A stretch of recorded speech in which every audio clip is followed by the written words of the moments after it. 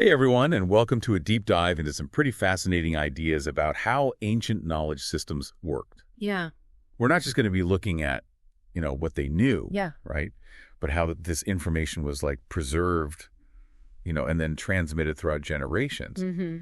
And we're going to be looking at some intriguing connections between seemingly totally different fields, Right. like religion and astronomy, and even like what some might call magic. Yeah, what's so captivating is this idea of a hermetic chain running through it all. Okay. Imagine like this hidden thread that links together different areas of knowledge Okay. that seem at first totally unrelated. For those of us who might not be familiar with this idea of a hermetic chain, Sure. could you explain what exactly it is and why it's so important for understanding these bodies of knowledge? Yeah, of course. So the hermetic chain is this concept suggesting that all knowledge is like interconnected, Okay. forming a chain that links together seemingly disparate fields like alchemy, astrology, and even theology. And some of our sources actually talk about this tradition within the chain where certain knowledge was considered too dangerous or too sacred to be openly discussed. Oh, wow. Almost like a secret society, Interesting. and it's that secrecy that adds another layer of intrigue to it all, wouldn't you say? Deb, it makes you wonder why some information was considered too sensitive Right. for open discussion. Exactly. It reminds me of something that C.D. Jung said. Mm-hmm. He said, human instinct knows that all great truth is simple. Yeah. But when it comes to ancient knowledge, is it really that simple? Yeah. Our sources seem to suggest that uncovering these ancient truths might actually require a bit more effort. It's really interesting you bring up Jung's quote because it challenges us to consider whether truth, especially ancient truth, might be more intricate and layered than Right. we initially assume. Yeah. And some of our sources suggest that obtaining this knowledge Yeah. isn't always a straightforward process. Right. For example, Sister Palmo, who is a Buddhist nun, describes how the intricate details of certain visualizations Okay. are intentionally designed to be mentally exhausting. Oh, wow. So you're talking about exhaustion leading to breakthroughs. Exactly. Could you give us an example of how this might have worked in practice Sure. within an ancient knowledge system? Yeah, so the idea is that by pushing through mental fatigue, Okay. you can reach a state where these deeper realizations emerge. Wow. And Peter Kingsley, who is a scholar of ancient Greek thought, Okay. observed a similar concept in early Greek mystery cults. Mhm.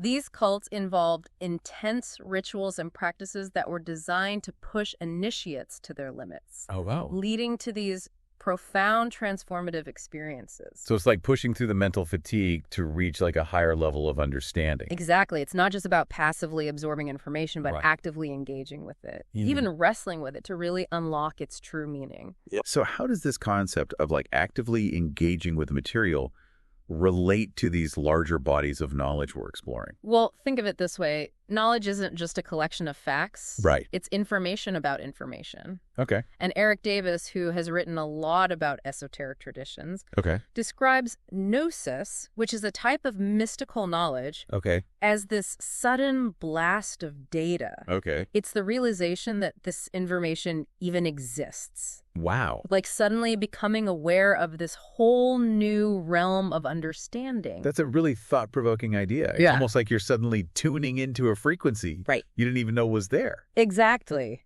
Yeah, that sounds pretty intense. It can be. But how did these ancient cultures actually preserve and transmit Yeah. these intricate bodies of knowledge? So one of our sources, C.C. Zane, proposes that early religions Okay. were fundamentally astronomical. Okay. He argues that ancient civilizations encoded their understanding of the stars and the cosmos into their religious practices, their myths, and even the architecture of their temples. Wow. And he points to the Masons, for example.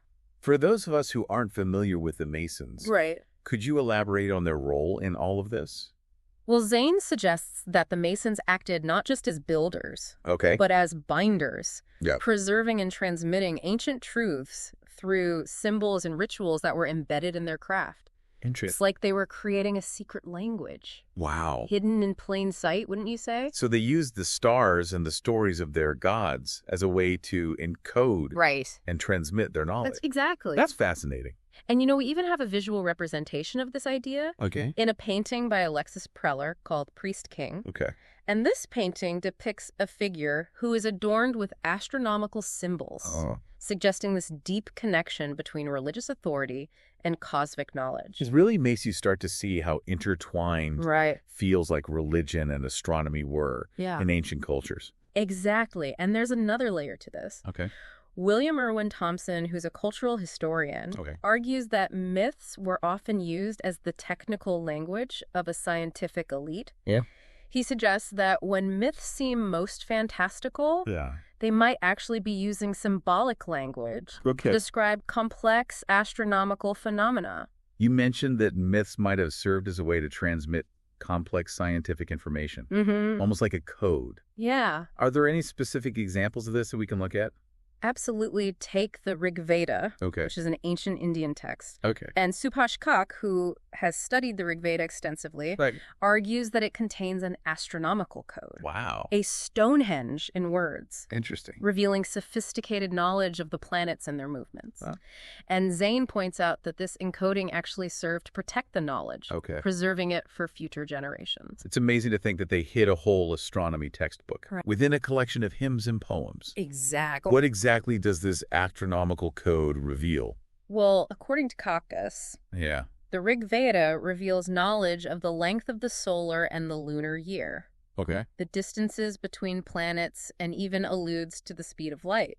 That's incredible. It really makes you rethink everything you thought you knew about ancient cultures. It does. But before we get too lost in the stars, Okay. let's bring this back down to Earth for a moment. Sure. We've been talking about bodies of knowledge, but what does that actually mean? Right. What does one of these systems look like? Well, think of a body of knowledge as an interconnected system, Okay. almost like a physical body. Right. Just as a body has different organs with specialized functions, Uh-huh.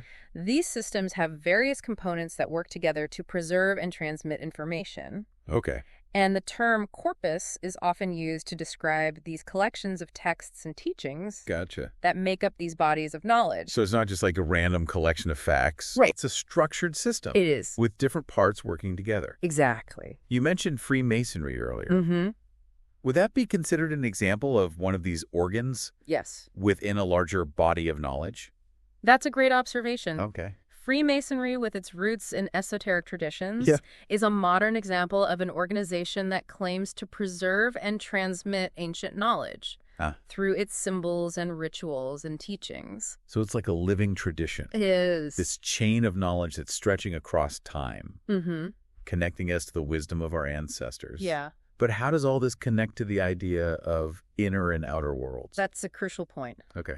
Ancient traditions recognized a distinction Okay. between esoteric knowledge, which is the hidden or the inner knowledge, Okay. and exoteric knowledge, Okay. which is the knowledge that's accessible to the public. Gotcha. Think of it like the difference between our waking state Okay. and our dream state. In the waking world, we focus on the external, the tangible, the measurable. Right. But in the dream world, logic and reason take a backseat to symbolism and intuition. Interesting. And ancient knowledge systems recognized both of these realms Okay. and sought to bridge the gap between them. So rather than just focusing on scientific facts Right. or having solely spiritual experiences, these ancient systems tried to understand how these two seemingly opposite worlds might actually connect Exactly. and inform one another. And it's interesting to note that our modern world tends to separate these realms, Sure. creating these distinct disciplines like religion, philosophy, science, and art. Right. But ancient traditions saw these areas as interconnected aspects Yeah. of a unified body of knowledge, taking a much more holistic approach. So it really highlights how we've compartmentalized knowledge, Yeah. in the modern era. Right. Whereas ancient cultures seem to have had this much clearer view of the bigger picture and how all of these seemingly different areas could actually be connected. Exactly. But getting back to these bodies of knowledge for a minute, Sure. how did they actually transmit all this information from one generation to the next? Yeah. I mean, was it all about secret initiations and hidden texts? Well, transmission actually took many forms. Okay. It could be through oral teachings, written texts, rituals, or even through design elements Okay. that were incorporated into sacred spaces. Interesting. Even something like the location itself was really crucial. Okay. Think about ancient temples, Mhm. pilgrimage sites, or even just natural landmarks. All right. These locations were often carefully chosen Oh. for their energetic qualities, their connection to the cosmos, Mm. and their ability to facilitate the transmission of knowledge. It's as if the location itself was imbued with a kind of memory, a Right. resonance of all the ancient wisdom Mm-hmm. that was passed down there. Exactly. But what about like the transmission of ideas themselves? Yeah. How do they ensure that these teachings wouldn't get, like, distorted or lost over time? Well, one of our sources, Yeah. Ursula K. Le Guin, Okay. she compares ideas to grass. Okay. She says they crave light, like crowds thrive on crossbreeding, grow better for being stepped on. That's a beautiful analogy. It is. It suggests that knowledge shouldn't be locked away. right. It needs to be, like, shared, discussed, debated, even challenged Exactly. to truly flourish. And this open approach to sharing knowledge Right. is mirrored in the Zoroastrian tradition, Okay. which encouraged seeking wisdom from a variety of sources. Okay. Even venturing into foreign lands to find it. So it was less about clinging to, like, dogma Right. and rejecting outside perspectives and Yeah. more about actively seeking out new knowledge Exactly. and incorporating it into their existing understanding. Yeah. Do you know of any examples of this type of cross-cultural knowledge exchange? Do any of our sources provide an example? Absolutely. The story of Harpocration from the Cyrenides, which is a Hermetic text, Okay. provides a perfect illustration. Okay. In this story, Harpocration travels to Seleucia in Babylonia, Okay. where he encounters this old man skilled in foreign learning. It sounds like something straight out of an Indiana Jones movie. It does, doesn't it? What were these strange letters? Well, according to the old man, Yeah. this inscription contains divine healing secrets. Wow. And he explains that these secrets are based on the connections Okay. between the letters of the alphabet, stones, fish, herbs, and birds, Wow. suggesting a system of knowledge that integrates language, the natural world, and the healing arts. It's like they were able to see the interconnectedness of everything you know. Yeah. These hidden patterns and correspondences that link seemingly totally separate areas. Exactly. And to continue the chain of knowledge transmission. Right. Harpocration, eager to share this newfound wisdom, Mm-hmm. publishes it all in a book. He does, and his story underscores the importance of the active pursuit of knowledge. Right. Highlighting the willingness to travel to distant lands, Yeah. to learn from different cultures, and to expand one's understanding. It reminds us that true wisdom requires us to step outside of our comfort zones a little bit. It does. And embrace these new perspectives. Exactly. So we've explored how ancient cultures encoded their knowledge into myths and architecture, Right. even language itself. Mm-hmm. But where did all of this knowledge come from originally? Yeah, that is the question. Did they just figure it all out on their own? Right. Or was there some kind of external source? Well, one of our sources, Brian R. Peller, Okay. who has spent years studying myth and astronomy, Okay. suggests that many ancient myths, Hmm. spanning different cultures and thousands of years, Wow. refer to astronomical processes and cycles, Okay. particularly those related to the northern polar region. So the stars themselves could have been a source of knowledge. Yeah. Like a cosmic blueprint that these ancient cultures observed Right. and then interpreted, Mm-hmm. encoding their understanding into their myths and rituals. And this focus on the northern polar region as a key location is really intriguing. Yeah. Some scholars suggest that there may have even been a lost civilization in that area, Okay. a source of advanced knowledge that eventually spread throughout the world. Like the lost city of Atlantis? Well, Atlantis is one possible explanation, Right. though ultimately speculative. Yeah. But, there's evidence of sophisticated cultures emerging in various locations, Yeah. including the Nile Valley, the Tigris and Euphrates River areas, Yeah.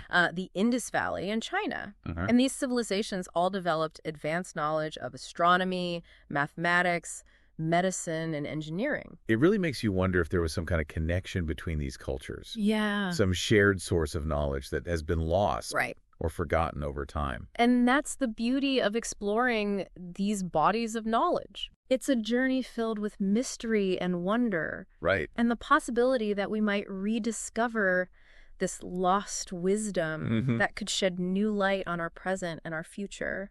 It's almost as if we're piecing together this giant jigsaw puzzle, Right. with each new discovery Right. revealing a bit more of the larger picture. Mm-hmm. A vast tapestry of interconnected knowledge Yeah. woven across time and cultures.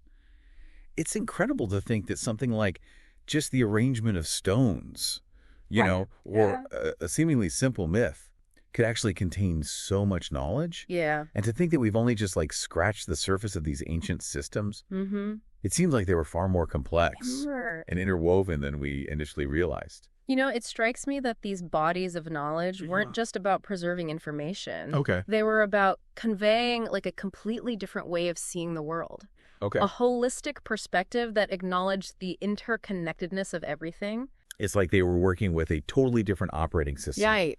You know, perceiving reality in a way that was much more integrated, more in tune with the subtle links between the inner and outer worlds. That's a great way to put it. Yeah. And while we may not be able to fully piece together these ancient systems, Right. we can definitely learn from their approach. Okay. You know, we can challenge our own assumptions, question our modern impulse to compartmentalize knowledge, and perhaps even discover hidden connections that are right in front of us. It's as if we've been given a treasure map. Yeah. And it's not leading us to a chest full of gold, Right. but to an entirely different way of thinking, a way of understanding ourselves and the universe Right, exactly. that's more expansive and interconnected. So much of what we've talked about has been focused on, you know, understanding the past. Right. But are there ways that we can apply these ideas to our lives today? Absolutely. I mean, think about it. If ancient cultures could encode such complex knowledge Right. into seemingly simple things like myths and rituals, or even the placement of stones, Exactly. what might we be overlooking in our own modern world? Yeah, what hidden connections and patterns might we be missing Right. because of our need to categorize and compartmentalize everything? It reminds us that learning is an ongoing process. Yeah, it is. There's always something new to discover, new connections to make, new depths of understanding to reach. Exactly. And that sense of discovery, that journey of uncovering these new insights, Yeah. that's truly the greatest treasure of all. Well, we've certainly covered a lot of ground in this deep dive. We From secret societies and astronomical codes to ancient myths and the exchange of knowledge across cultures. Yeah, it seems like every answer just leads to even more questions. It really does. What's one thing you hope our listener takes away from this exploration? That's a good question. I would encourage the listener to just remain curious. Yeah. You know, never stop questioning. Never stop exploring the world around you. There are hidden treasures of wisdom everywhere, Right. just waiting to be discovered. That's great advice, man. Thank you so much for joining us for this deep dive Oh, it's my pleasure. into these fascinating bodies of knowledge. Oh, man, this was a good one. Until next time, keep seeking, keep questioning, and keep exploring.